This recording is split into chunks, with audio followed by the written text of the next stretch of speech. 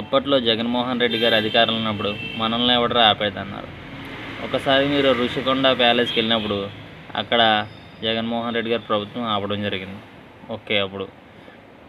ఇప్పుడు మీరు కాకినాడ పోర్టుకి వెళ్ళినప్పుడు మిమ్మల్ని అక్కడ ఆపడం జరిగింది.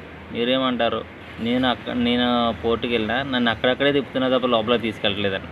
కరెక్ట్గా తీసుకువెళ్ళట్లేదు. అప్పుడున్న ప్రభుత్వం జగన్మోహన్ రెడ్డి ప్రభుత్వం ఉండే. ఇప్పుడున్న ప్రభుత్వం ఎవరిది?